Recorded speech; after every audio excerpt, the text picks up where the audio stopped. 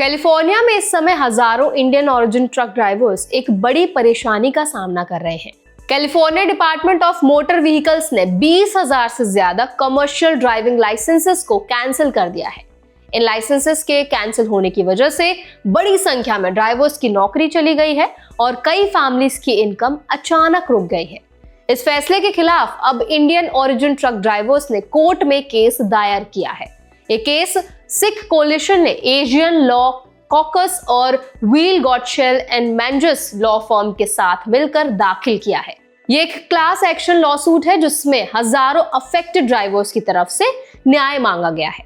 तो आज की इस वीडियो में हम एकदम से सिंपल तरीके से समझेंगे कि लाइसेंसेस क्यों कैंसिल किए गए हैं, ड्राइवर्स का आरोप क्या है, कैलिफोर्निया डीएमवी क्या कह रहा है और यूनाइटेड स्टेट्स में रहने वाले इंडियंस को इससे क्या सीखना चाहिए।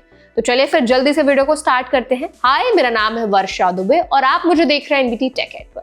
California department of motor vehicles ने 6 नवंबर से ड्राइवर्स को 60 दिन का कैंसिलेशन नोटिस भेजना शुरू किया था। शुरुआत में करीब 17,000 ड्राइवर्स को नोटिस भेजे गए और बाद में संख्या बढ़कर 20,000 से ज्यादा हो गई। नोटिस में बताया गया कि उनके कमर्शियल ड्राइविंग लाइसेंसेस अब वैलिड नहीं रहेंगे। कैलिफोर्निया डीएमवी का कहना है कि फैसला एक फेडरल ऑडिट के बाद लिया गया है। इस ऑडिट में यह पाया गया कि कई ड्राइवर्स के कमर्शियल ड्राइविंग लाइसेंसेस की एक्सपायरी डेट उनके लीगल स्टे पीरियड से आगे तक की थी, यानी वर्क ऑथराइजेशन डॉक्यूमेंट्स और ड्राइविंग लाइसेंसेस की वैलिडिटी आपस में मैच नहीं कर रही थी। ड्राइवर्स और सिख कोलिशन का कहना है कि ज्यादातर मामलों में ये कोई बड़ा फ्रॉड नहीं था, ये सिर्फ पेपर वर्क से जुड़ी छोटी गलतियां थी, जैसे एक्सपायरी डेट का ठीक से अलाइन ना होना। उनका आरोप है कि डीएमवी ने गलतियों को सुधारने का मौका नहीं दिया और लाइसेंसेस सीधे कैंसिल कर दिए।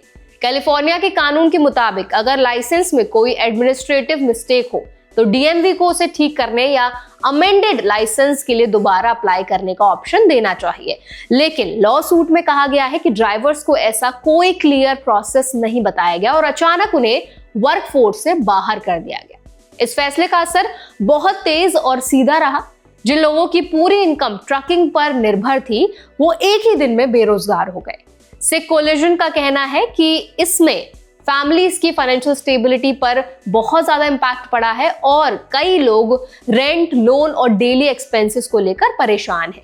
ये मामला ऐसे समय में सामने आया है जब यूनाइटेड स्टेट्स में इमिग्रेशन एनफोर्समेंट पहले से सख्त हो रहा है।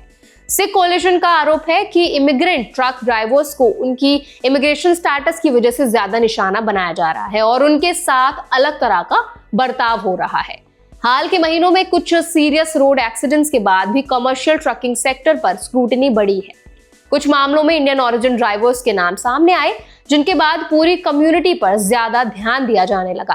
कैलिफोर्निया के ओंटारियो शहर में एक केस में जशनप्रीत सिंह को गिरफ्तार किया गया जब उसके सेमी ट्रक से एक एसयूवी टकराई और 3 लोगों की मौत हो गई। इसी तरह फ्लोरिडा में हरजिंदर सिंह पर व्हीकुलर होमिसाइड का आरोप लगा। इन मामलों के बाद अथॉरिटीज ने कमर्शियल ड्राइविंग लाइसेंसेस और ड्राइवर्स की बैकग्राउंड जांच को और सख्त किया।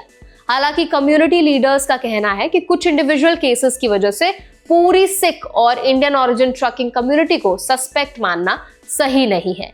उनका कहना है कि ज्यादातर ड्राइवर्स कानून के अंदर रहकर मेहनत से काम कर रहे हैं। यूनाइटेड स्टेट्स में सिख और Indian origin truck drivers logistics sector का एक अहम हिस्सा है, खासकर वेस्ट कोस्ट में। लॉस एंजलिस टाइम्स के मुताबिक देश में करीब 7.5 लाख सिख्स रहते हैं और उनमें से लगभग 1.5 लाख ट्रकिंग इंडस्ट्री में काम करते हैं। इस पूरे मामले से यूनाइटेड स्टेट्स में रहने वाले इंडियंस के लिए एक साफ मैसेज निकलता है। वर्क ऑथराइजेशन, वीजा स्टेटस और प्रोफेशनल लाइसेंस की वैलिडिटी को लेकर अब पहले से ज्यादा सतर्क रहना जरूरी हो गया है। छोटी पेपर वर्क गलती भी बड़ा नुकसान कर सकती है। ड्राइवर्स को चाहिए कि वो अपने डॉक्यूमेंट्स रेगुलरली रिव्यू करें, एक्सपायरी डेट पर नजर रखें और किसी भी नोटिस को हल्के में ना लें। जरूरत पड़ने पर लीगल हेल्प लेना भी अब बहुत जरूरी हो गया है।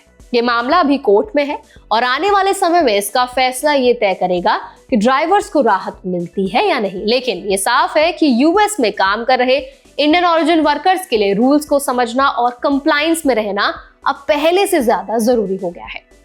अब इस पूरे मुद्दे पर आप क्या राय रखते हैं, आपका क्या ओपिनियन है, हमें कमेंट्स के जरिए जरूर बताएं।